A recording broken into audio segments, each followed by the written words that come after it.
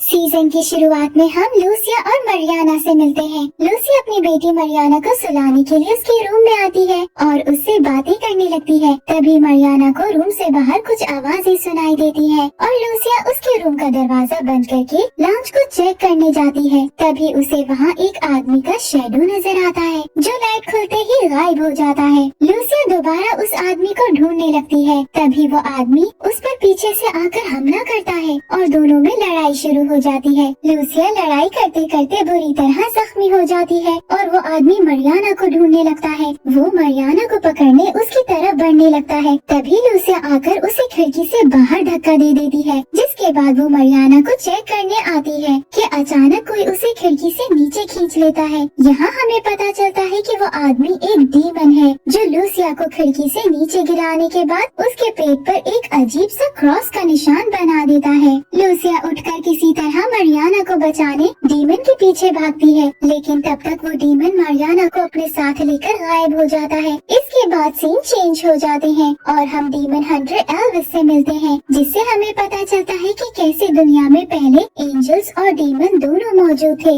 लेकिन फिर एंजल्स दुनिया में बुराई फैलने की वजह से चले गए और पीछे डीमंस रह गए। इसीलिए डीमन हंटर्स या डियाब्लोस को भेजा गया ताकि वो दुनिया में बैलेंस को बरकरार रख सके। सीन्स दोबारा चेंज होते हैं और हम एक प्रीस्ट रैमरो से मिलते हैं जो चर्च में अंडरग्राउंड कंस्ट्रक्शन को भी संभाल रहा था। उसे पता चलता है कि अर्थक्वेक की वजह से चर्च की जमीन में दरार पड़ गई थी, जिसकी कंस्ट्रक्शन जारी थी, लेकिन किसी को भी नीचे जाना अलाउड नहीं था। रैमरो वर्कर्स से बात करने के बाद अपने घर आता है फ्रेश होने के लिए। तभी उसे हॉस्पिटल से कॉल आती है। वो फौरन हॉस्पिटल पहुंचता है, जहां उसे लूसिया बहुत जख्मी हालत में एडमिट मिलती है। यहाँ इनकी बातों से हमें पता चलता है कि मरियाना रैमरो की बेटी है, जिसका उसे पता नहीं था और वो ये खबर सुनकर हैरान रह जाता है। लूसिया को अटैक आने लगता है और उसकी डेथ हो जाती है, लेकिन एक नर्स कीटा लूसिया के पेट पर क्रॉस का निशान देख लेती है। कीटा फौरन रैमरो का पीछा करती है और उसे अपने भाई एल्विस से मिलने के लिए कहती है। वो उसे ये भी बताती है कि उसकी बेटी को किसी इंसान ने नहीं किडनैप किया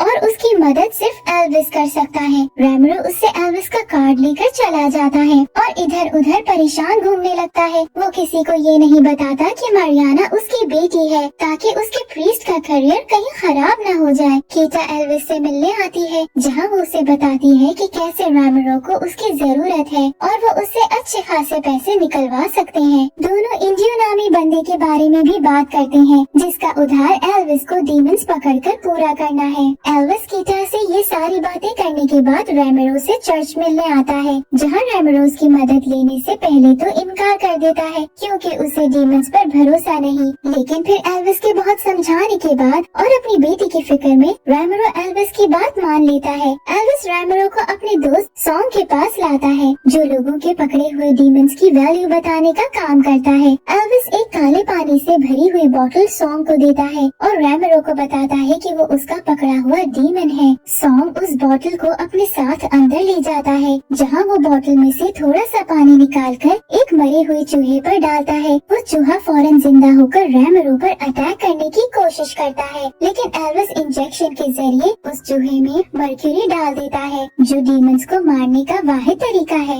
चूहा दोबारा मर जाता है और रैमरो गहरे सदमे में नजर आता है। सॉन्ग बोतल एल्विस को वापस कर देता है और उसे बताता है कि ये एक मामूली डीमन है। इसके बाद दोनों रैमरो की दोस्त नैन्सी से मिलने निकलते हैं, जो उनकी मरियाना को ढूंढने में मदद कर सकती है। नैन्सी हमें एक मेंटल हॉस्पिटल में नजर आती है, जहाँ वो एक डीमन में बदलकर अपने सामने खड़े इंसान का कत्ल कर देती है। एल्विस हॉस्पिटल के बाहर आकर नैन्सी को आवाज लगाने लगता है, जो डीमन की शक्ल में उसके सामने आती है, लेकिन एल्विस उसके अंदर से डीमन भगाकर उसे अपने साथ घर ले आता है। घर पर कीटा नैन्सी को ठीक करती है और रैमरो को बताती है कि नैन्सी के पास खास ताकतें हैं, जिससे वो अपने अंदर डीमंस को बुलाकर उनसे बात कर सकती है एल्विस नैन्सी से उनकी मदद करने के लिए कहता है, जिसके लिए वो बड़ी मुश्किल से मान जाती है। सब मिलकर लूसिया के घर पहुंचकर छानबीन करने लगते हैं, जहाँ कीटा एल्विस को बताती है कि कैसे ये डीमन खतरनाक है और इसमें इंडियो उनकी मदद कर सकता है। घर में लूसिया का फोन बजने लगता है और हम देखते हैं कि मारियाना फोन पर कॉल करने की कोशिश कर रही है, लेकिन फिर कनेक्शन लॉस की वजह से कॉल कट हो जाती है। रैमरो बहुत परेशान होने लगता है, इसीलिए एल्विस इंडियो के पास जाने का फैसला लेता है। नैन्सी, एल्विस और रैमरो इंडियो के पास पहुंचते हैं, जहां रैमरो का इंडियो से झगड़ा हो जाता है। इसीलिए नैन्सी इंडियो को चैलेंज करती है कि वो उसके सबसे ताकतवर डीमन से लड़ेगी और इसके बदले में वो इनकी मदद भी करेगा और एल्विस के सारे उधार को माफ कर देगा। लड़ाई शुरू होने से पहले इंडियो रैमरो को बाहर फेंकवा देता है, जिसके बाद लड़ाई शुरू हो जाती है। पहले तो नैन्सी जीत रही होती है, लेकिन फिर इंडियो धोखा देकर उसे नुकसान पहुंचा देता है।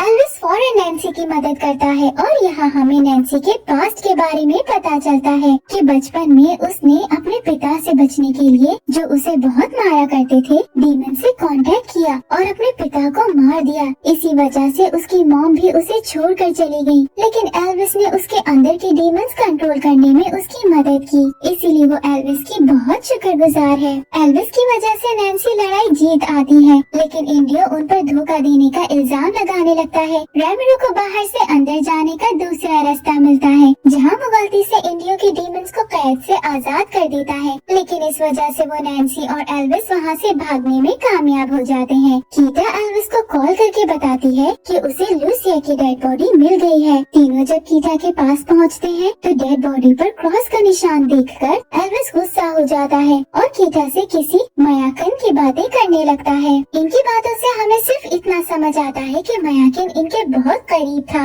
और उसके अचानक गायब होने के बाद एल्विस और कीटा अंदर से बहुत टूट गए। एल्विस रैमरो की मदद करने से इनकार कर देता है, लेकिन नैन्सी उसे समझाती है कि कैसे वो मरियाना के साथ मयाकिन को भी बचा सकते हैं, जिससे एल्विस मान जाता है। रैमरो देखता है कि डेड बॉडी लूसिया की नहीं बल्कि किसी और औरत की है और इन्हें पता चलता है कि ऐसी बहुत सी डेड बॉडीज मौजूद हैं जिन पर ये निशान है। एक सीन में दिखाया जाता है कि मरियाना जंगल में किसी डीमन से बचकर भाग रही है, जहाँ एक औरत उसे मिलती है और अपने साथ ले जाती है। ये सीन यही कट हो जाता है। रैमरो सबको चर्च में छुपने के लिए ले आता है, जहाँ वो कीटा से मयाकिन के बारे में पूछने लगता है। एल्विस और कीटा उसे बताते हैं कि मयाकिन कीटा का बेटा था, जो 8 साल पहले गायब हो गया। जो क्रॉस इन लोगों ने डेड बॉडीज पर देखा वो असल में मयाकिन का बर्थ मार्क था, जो पैदाइश से उसकी गर्दन पर मौजूद था। एल्विस को यकीन है कि मयाकिन मर चुका है, लेकिन कीटा को अभी भी उम्मीद है कि वो जिंदा है। दूसरी तरफ हम देखते हैं कि मरियाना को बचाने वाली औरत अपने घर ले आती है और उसे अपना नाम शबीला बताती है। उसने मरियाना जैसे 2 और बच्चों को डीमन से बचाकर अपने घर में सुरक्षित रखा है और वो मरियाना से वादा करती है कि जब तक वो उसके साथ है वो मरियाना की भी रक्षा करेगी। रैमरो एल्विस को उन लोगों की फैमिली से मिलने के लिए कहता है जिनकी डेड बॉडीज पर क्रॉस का निशान है। एल्विस को ये आइडिया पसंद आता है और ऐसे सब उस औरत की फैमिली से मिलने जाते हैं जिसकी डेड बॉडी को उन्होंने लूसिया की डेड बॉडी समझा था। वहाँ इन्हें पता चलता है कि डीमन उन औरतों को मार रहा है जिनका किसी प्रीस्ट के साथ बच्चा था और फिर बच्चों को भी अपने साथ ले जा रहा है। एल्विस एक बार फिर इंडियो से मिलने जाता है, जो उसे देखकर बहुत गुस्सा हो जाता है। यहाँ पता चलता है इंडियो कीटा से बहुत मोहब्बत करता था, लेकिन फिर वो प्रेग्नेंट हो गई और उसे लगने लगा कि कीटा ने उस पर चीट किया है। एल्विस इंडियो को सब सच बताता है कि कीटा को प्रेग्नेंट उसने अपने काले जादू से किया था। वो इंडियो से ये भी पूछता है कि अगर उसने मयाकिन की डेड बॉडी सच में देखी थी, क्योंकि उसी ने उन्हें बताया था कि मयाकिन मर चुका है। इंडियो भी एल्विस को सच बता देता है कि मयाकिन मरा नहीं है और उसने झूठ सिर्फ कीटा के दिमागी हालत को देखकर बोला था। दूसरी तरफ रैमरो नैन्सी और कीटा को बताता है कि वो उसके दोस्त और प्रीस्ट के हेड मोरेलो से पता लगा सकते हैं हैं कि किस किस औरत का किस प्रीस्ट के साथ बच्चा है। ऐसे कीटा की मदद से रैमरो को मॉरेलो से उन औरतों की लिस्ट मिल जाती है, जिससे इन्हें समझ आता है कि अभी तक जो औरतें मरी हैं, उन सब के बच्चे एक ही दिन पैदा हुए थे। और छानबीन के बाद पता चलता है कि तकरीबन उस तारीख वाली सारी औरतें मर चुकी हैं और सिर्फ एक जिंदा है, जिसके पास ये तीनों पहुंच जाते हैं। कीटा उस मार्गरीटा नामी औरत से बात करने लगती है। तभी मारियाना को ले जाने वाला डीमन वहाँ पहुँच जाता है और तीनों मिलकर उससे लड़ने लगते हैं। कीटा एल्विस को कॉल करके उनकी लोकेशन बता चुकी थी और वो भी वक्त पर वहाँ पहुँचकर डीमन को गोली मारता है, जिससे वो भागने लगता है। एल्विस भी उसका पीछा करता है। उसके हाथ डीमन नहीं लगता, लेकिन उसका एक नाखून जरूर लग जाता है, जिससे वो उस डीमन को जादू कर बुला सकते हैं। डीमन गुस्से में चबीला के घर पर हमला करता है, लेकिन चबीला किसी तरह बच्चों को उससे बचाकर एक कमरे में छुप जाती है। कीटा मार्गरीटा और उसके बेटे को सबके साथ अपने घर ले आती है, जहाँ ये लोग डीमन को बुलाने की तैयारी करने लगते हैं। डीमन बच्चों तक पहुँच गया था, लेकिन एल्विस उसे सही वक्त पर नैन्सी के अंदर बुला लेता है। एल्विस डीमन से बात करने की कोशिश करता है, जिससे उसे पता चलता है कि असल में डीमन का मालिक कोई और है, जो उससे ये सारे काम करवा रहा है। डीमन भागने की कोशिश करता है, लेकिन एल्विस उसे पकड़कर बोतल में बंद कर देता है और नैन्सी बेहोश हो जाती है। दूसरी तरफ चबीला के घर में डीमन ने जिस लड़के का जिस्म छोड़ा था, वो दोबारा नॉर्मल इंसान बन जाता है और चबीला उसे अपना बेटा बुलाने लगती है। यहाँ एक बहुत बड़ा राज खुलता है कि असल में इन सब के पीछे चबीला का हाथ है, जिसने अपने बेटे वेंसिस के अंदर इस डीमन को डालकर ये सारे काम करवाए। और वो बच्चों को क्यों किडनैप कर रही थी, इसका पता आगे चल जाएगा। एल्विस, रैमरो और कीटा मिलकर नैन्सी को जगाने में लगे होते हैं, तो पीछे मार्गरीटा डीमन वाली बोतल को खोल देती है। ऐसे डीमन उसके ऊपर काबू करके उसके बेटे लूकस को चबीला के पास ले आता है। नैन्सी को जैसे ही होश आता है, वो इन्हें बताती है कि उसने देखा कि बच्चों को एक औरत जो डीमन हंटर है, डीमंस के जरिए किडनैप करवा रही है। एल्विस फौरन डीमन वाली बोतल को चेक करता है और जब वो देखता है कि डीमन भाग चुका है, वो बहुत परेशान हो जाता है। कीटा उससे पूछती है कि अगर वो उससे कुछ छुपा रहा है, और यहाँ एल्विस को कीटा को बताना पड़ता है कि कैसे 8 साल पहले वो एंजल्स को वापस बुलाना चाहता था, क्योंकि ये उनके पिता की ख्वाहिश थी। इसलिए उसने एक बहुत ताकतवर जादू करने की कोशिश की, जिससे कोई खास असर नहीं हुआ, लेकिन कीटा प्रेग्नेंट हो गई। ये सब सुनकर कीटा हैरान रह जाती है और एल्विस से गुस्सा होकर चली जाती है। एल्विस फीमेल डीमन हंटर्स के बारे में पता करने के लिए अपने पिता बेनिटो के पास आता है, जहाँ वो उसे बताता है कि कैसे उसकी माँ भी एक फीमेल डीमन हंटर यानी डैब्लेरो थी और डैब्लेरोस सबसे ताकतवर होती है, इसलिए उसे सावधान रहने के लिए कहता है। कीटा इंडियो से आखिर काफी साल बाद मिलने जाती है, जहाँ ये दोनों अपनी मिसअंडरस्टैंडिंग्स दूर कर लेते हैं और कीटा इंडियो से डैब्लेरो को ढूंढने में मदद मांगती है। इंडियो से बात करने के बाद कीटा घर वापस आती है, जहाँ उसे कोई आदमी किडनैप करके ले जाता है। वो आदमी कीटा से मयाकिन के बारे में जानकारी लेने की कोशिश करता है, लेकिन कीटा जादू करके उस आदमी को मारकर वहाँ से भाग जाती है। वो वापस आकर एल्विस को बताती है कि कैसे उसे किसी कॉन्क्लेव के बारे में पता चला है, और ये सीन यहीं कट हो जाता है। रैमरो चर्च में एक मास अटेंड करने आता है, जहाँ मॉरेलो के आदमी उसे अपने साथ जबरदस्ती मॉरेलो के पास ले आते हैं। मॉरेलो रैमरो को बताता है कि वो उसे किसी ऐसी औरत से मिलवाएगा जो मरियाना का पता जानती है। मॉरेलो रैमरो को एक कमरे में लाता है, जहाँ एक कुर्सी पर उसे लूसिया बैठी हुई दिखती है और उसे अपनी आंखों पर यकीन नहीं आता। रैमरो की हैरानी देखकर मॉरेलो उसे समझाता है कि उसके हॉस्पिटल से जाने के बाद उन लोगों ने आकर लूसिया को बचा लिया था और अपने साथ ले आए थे। मॉरेलो एक टीम के साथ मिलकर काम कर रहा है, जिन्हें डीमन हंटर्स पसंद नहीं है, और वो चाहता था कि रैमरो भी उसे ज्वाइन कर ले, लेकिन रैमरो गुस्से में आकर उसकी ऑफर को रिजेक्ट कर देता है और वहाँ से चला जाता है। एल्विस अपने पिता के कहने पर डैब्लेरो से मिलने उनके घर पहुँचता है, जहाँ वो उसे बेहोश करके कैद कर लेती है। कीटा भी एल्विस का पीछा करते हुए वहाँ पहुँच जाती है और डैब्लेरो उसे अपनी साइड करने की कोशिश करती है। वो उसे बताती है कि चबीला को उन्होंने ही डैब्लेरो की ताकतें इस्तेमाल करना सिखाई है और वो दुनिया में बुराई को खत्म करने वाली है। एल्विस को समझ आ जाता है कि उसकी मॉम को इन्हीं डायबरस ने मारा था क्योंकि उसने इनका साथ दिया। वो फौरन जादू के जरिए कीटा से बात करके उसे वापस होश में लाता है और उसकी मदद से दोनों वहाँ से भागने में कामयाब हो जाते हैं। ये लोग रैमरो और नैन्सी से मिलते हैं, जिन्हें दोनों चबीला के बारे में सब कुछ बताते हैं और ये भी बताते हैं कि वो चारों बच्चों को सुबह सूरज निकलने से पहले सैक्रिफाइस करके एक ताकतवर डीमन को बुलाने वाली है। इंडियो भी चबीला का पता लगाकर उसके पास उसके घर पहुंच जाता है और फौरन कीटा को लोकेशन भेज देता है। कीटा सबके साथ इंडियो की भेजी हुई लोकेशन पर पहुंचती है, जहां उन्हें सिर्फ वेंसिस मिलता है और चबीला बच्चों के साथ कहीं भाग चुकी होती है। कीटा को इंडियो नजर आता है, जिस पर किसी बच्चे की रूह ने काबू कर लिया था। बहुत ढूंढने पर जब इन्हें कुछ नहीं मिलता तो ये लोग हार मान लेते हैं, लेकिन रैमरो मॉलेरो को कॉल करता है और उसकी टीम को वहाँ से बुला लेता है। कीटा इंडियो को ठीक करने के लिए उसके घर चली जाती है, जहाँ उसकी बेटियों की मदद से इंडियो को वापस होश में ले आती है और दोनों मिलकर चबीला को ढूंढने निकल जाते हैं।